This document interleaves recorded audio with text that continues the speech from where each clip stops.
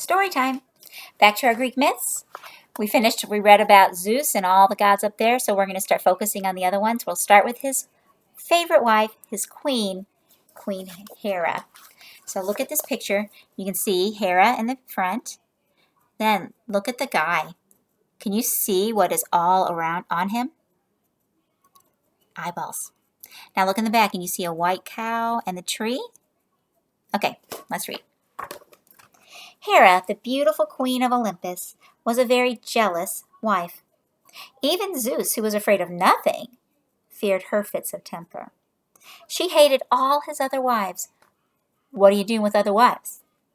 And when Zeus first asked her to be his wife, she refused. Slyly, Zeus created a thunderstorm, changed himself into a little cuckoo bird, and pretending to be in distress, he flew into Hera's arms for protection. She pitied the little bird and hugged it close to keep it warm, but all of a sudden she found herself holding mighty Zeus in her arms instead of a bird.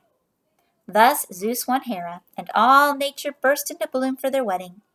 Mother Earth gave the bride a little apple tree that bore golden apples of immortality. Hera treasured the tree and planted it in the garden of the Hesperides, her secret garden, far to the west.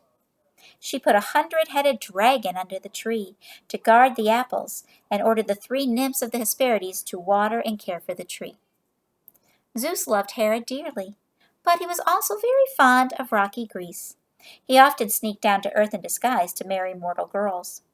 The more wives he had, the more children he would have, and all the better for Greece. All his children would inherit some of his greatness and become great heroes and rulers.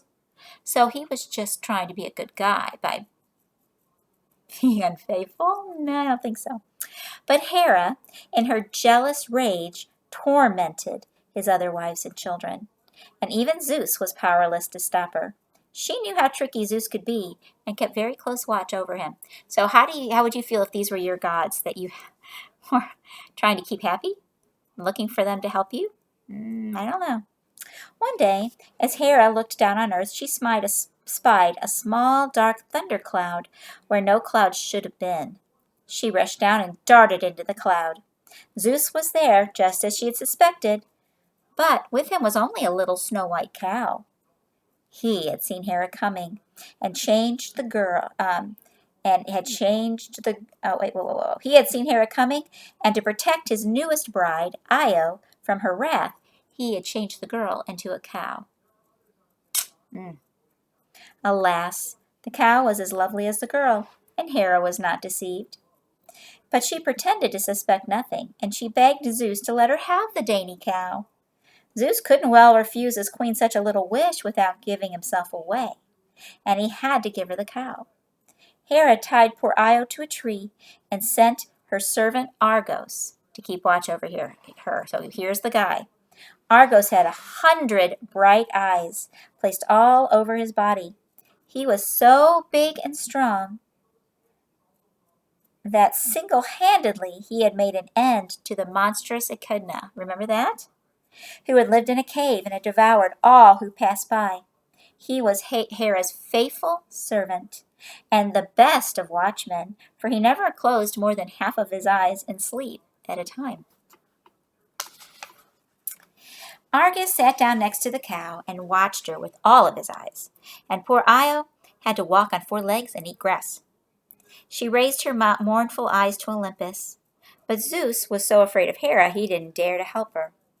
At last he could no longer bear to see her distress, and he asked his son Hermes, the craftiest of the gods, to run down to earth and set Io free.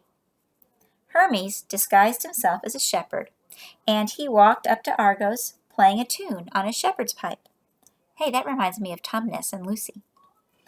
Argus was bored, having nothing to do with all his eyes but watch one little cow, and he was glad to have music and company. Hermes sat down beside him, and after he played for a while, he began to tell a long and dull story. It had no beginning, and it had no end, and 50 of Argus's eyes closed in sleep. Hermes droned on, and slowly the 50 other eyes fell asleep, one by one. Quickly, Hermes touched all the eyes with his magic wand and closed them forever in eternal sleep.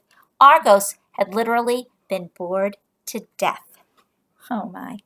Hermes then untied the cow, and Io ran home to her father, the river god Inachos. He didn't recognize the cow as his daughter, and Io couldn't tell him what happened. All she could say was, moo.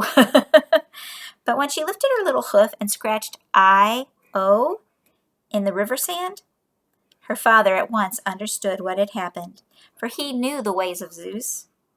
Inachos rose out of his riverbed and rushed off to take revenge on the mighty thunder god. He flew at Zeus with such a rage that to save himself, Zeus had to throw a thunderbolt. And ever since, the bed of the river Inachos in Arcadia has been dry. Hera was furious when she saw that Argos was dead and the cow Io had been set free. She sent a vicious gadfly to sting and chase the cow.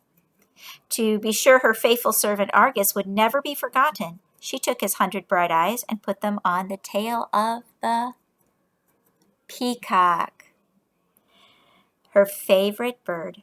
The eyes could no longer see, but they looked gorgeous. And that went to the little peacock's little head, and it made it the vainest of all animals. Pursued by the gadfly, Io ran all over Greece. Why doesn't Zeus change her back?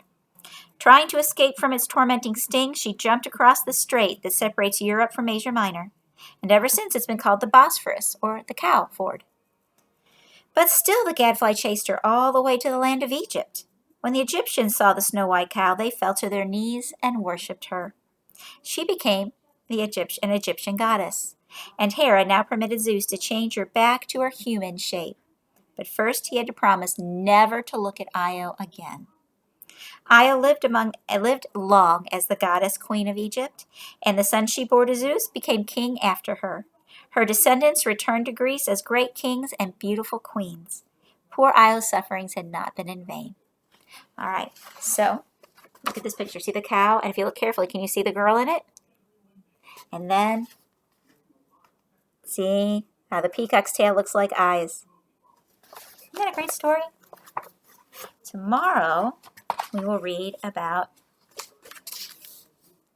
Hephaestus. See you then.